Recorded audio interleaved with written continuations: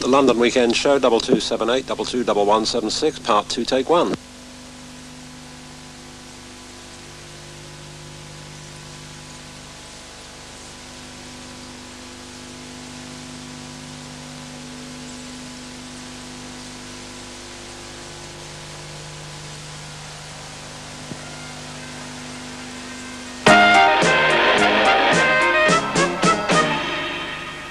Welcome back, punksters. In the first half, we saw how rock stars have become more and more distant from their audiences. Some are tax exiles and live abroad in California or Europe. Others only appear on stage in vast stadiums where tickets cost plenty and they appear as small dots on the horizon. So it's not surprising that bands like the Sex Pistols, who play in clubs that anyone can afford to go to, are becoming more and more popular. There's also a new feeling that you don't have to be a special sort of person to pick up a guitar or stand in front of a mic and sing. In punk rock, anyone can have a go. Punk in England is still growing, but it has bands like the Buzzcocks from Manchester and the Suburban Studs from Birmingham.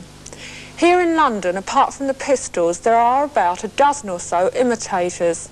Either established bands cashing in on what they see as a punk craze, or other people treading the same route as the Pistols from Dole Queue to club dates. Bands like The Damned, The Vibrators and Clash, who've been playing for about 6 months.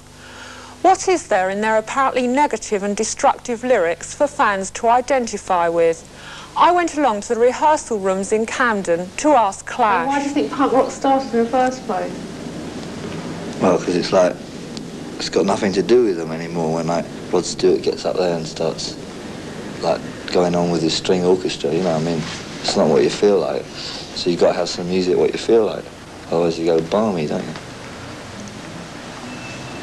I think their attitudes really stink. Now anyway, there's just like... There just has to be new groups and then that's what you got. The Sex Pistols say they hate hippies, everything they stand for, and the hippies are what went wrong with music. What do you think about that? Yeah, it's right. I think that's where the complexities came in, you know? When people thought, oh, we better buy a Moog synthesizer or we'll get caught out, you know? Like maybe... If there's any around, we should, like, you know, jump into action immediately. Because, you know, I suppose it ain't their fault. They've had too much dope. Yeah, lying on the floor and looking at the ceiling. But it's another generation to yours. Yeah, one that went wrong. What sort of things do you write about? What's going on at the moment? Like what? Like what? Career opportunities. White Riot. Yeah, tell me about White Riot. What's it about? Notting Gate. Like, you know that riot they had? Well, we was down there, me and him, and we got searched by policemen looking for bricks, like, and then later on we got searched by Rasta looking for pound notes in our pockets, so... And all we had was bricks and bottles. But still. But one of the lines in it is everybody does what they're told to. Yeah, it's true. I mean, do you think what's happened to a lot of young people is that they've been pushed around a lot? Yeah, and well, that your like, music's the school I went to, right? I mean, there's sort of like, all the kids are supposed to sort of like be factory project, you know, that sort of stuff. And like, the school's sort of built, it's a real sort of depressing school and that. And you go there, you don't learn nothing. All you're sort of like working for is just to go into the factory which is around the corner, or something like that.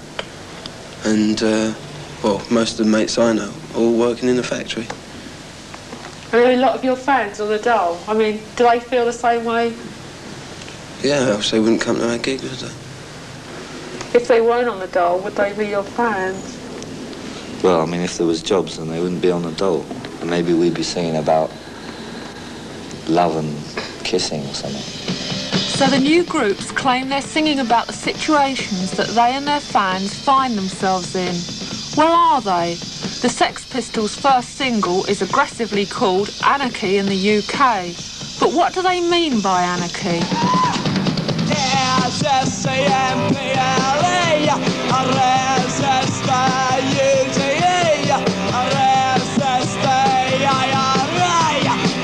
I thought I was UK are true.